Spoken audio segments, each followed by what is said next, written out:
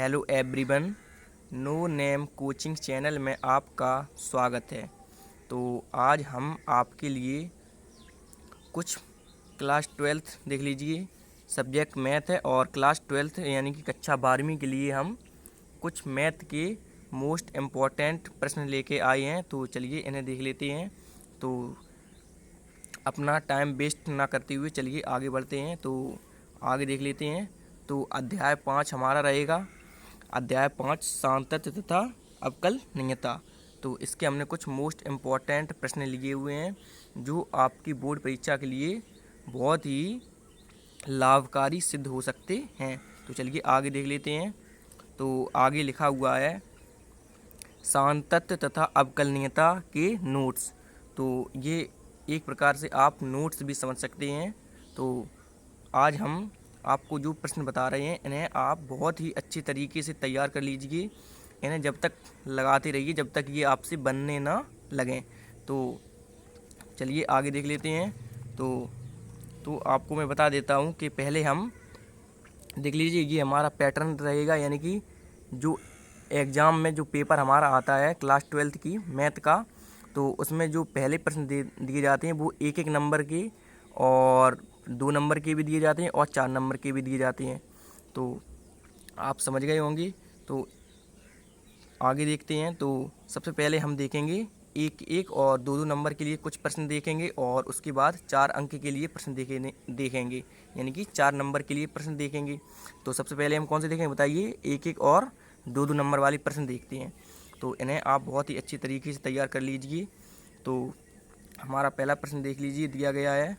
तो लिखा हुआ है x बराबर फलन f(x) बराबर x² + 3x + 5 के सांतत्य की जांच कीजिए। तो इन्हें आप बहुत ही अच्छे तरीके से तैयार कर लीजिए। तो चलिए आगे देख लेते हैं। तो इन्हें आप नोट कर लीजिए। वीडियो को पॉज करके भी आप नोट कर सकते हैं या आप स्क्रीनशॉट भी ले सकते हैं। तो हो सकता है इसमें कुछ ये शब्द नहीं आ रहे हैं तो आपको समझ लेना है थोड़ा।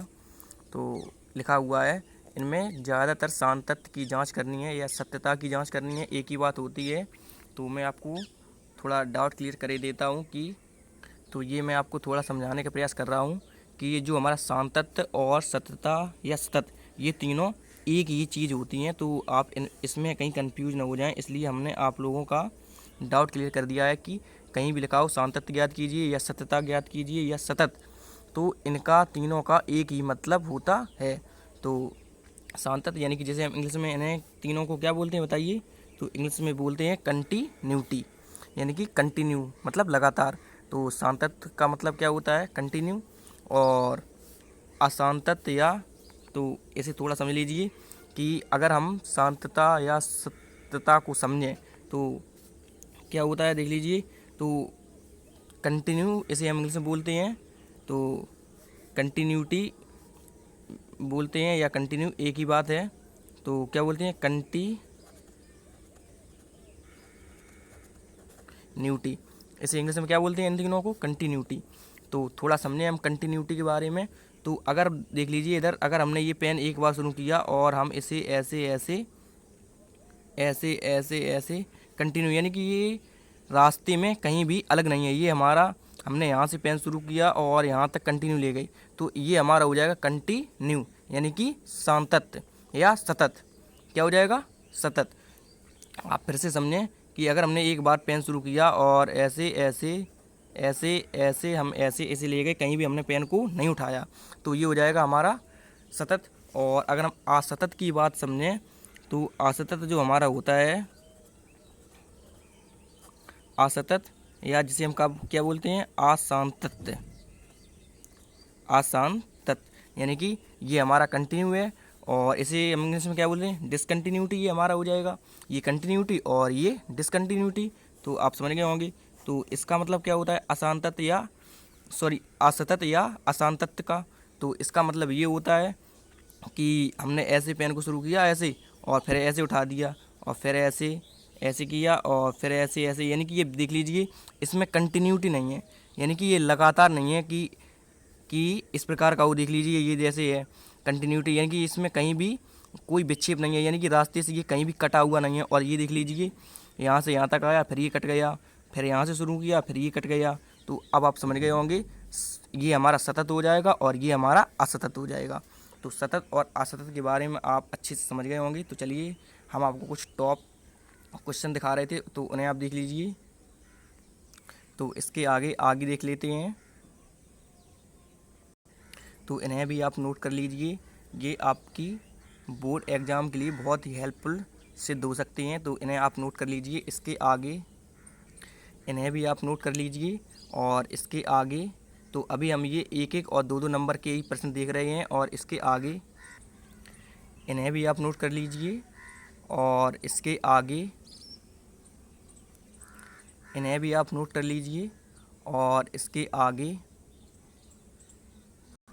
इन्हें भी आप नोट कर लीजिए। और इसके आगे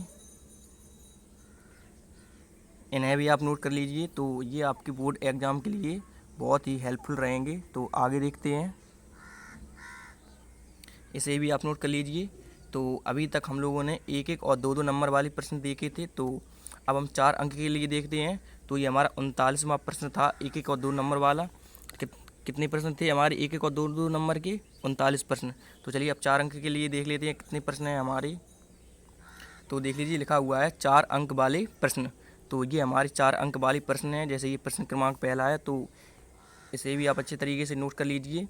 यानी कि इन्हें आपको बहुत अच्छे तरीके से तैयार करना है, चाहे आप इन्हें एक बार लगाएं या 2 बार लगाएं, जितनी बार भी लगाएं, लेकिन आपसे ये बनना चाहिए अगर एग्ज़ाम में आ जाए तो।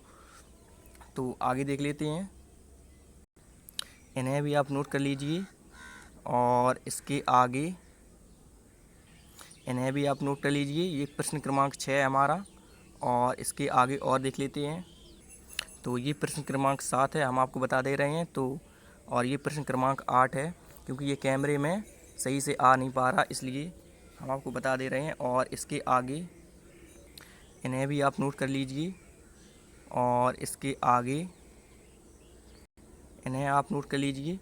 तो ये आपके लिए बहुत ही मोस्ट इम्पॉर्टेंट प्रश्न सिद्ध हो सकती हैं। अगर आप इन्हें तैयार कर लेंगे, तो आपको ये तैयार तो करने ही हैं, क्योंकि ये मोस्ट इम्पॉर्टेंट प्रश्न हैं। तो चलिए इसके आगे देख लेते हैं, इन्हें भी आप नोट कर लीजिए। ये प्रश्न क्रमांक 16 है, और ये 17 है, और ये 18 है, और ये 19वां है। और इसके आगे इन्हें भी आप नोट कर लीजिए। ये हमारा प्रश्न क्रमांक 20 है, और ये 21वां है। और ये लिखा हुआ है 21वां प्रश्न, फलन cos x into cos 2x into cos 3x का x के सापेक्ष अवकलन बराबर क्वेश्चन मार्क। यानी कि हमसे इसमें x के सापेक्ष अवकलन पूछा गया है, तो आप देख सकते हैं। और इसके आगे 22 ये हमारा दिया गया है, और ये 23वां प्रश्न है। और इसके आगे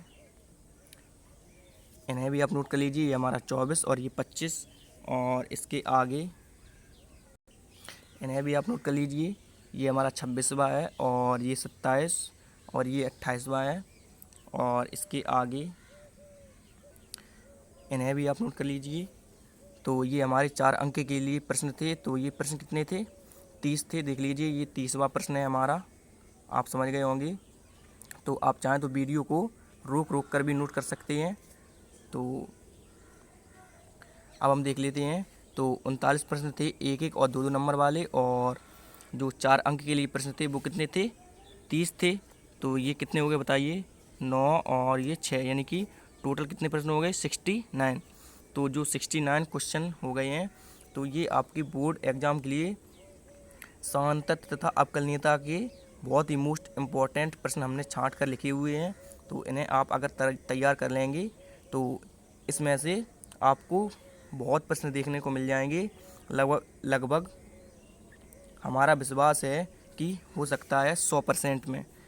मैं आपको देख लीजिए, आशा में नहीं रखना चाहता, लेकिन मैं आपको विश्वास दिलाता हूँ कि 100% में हो सकता है।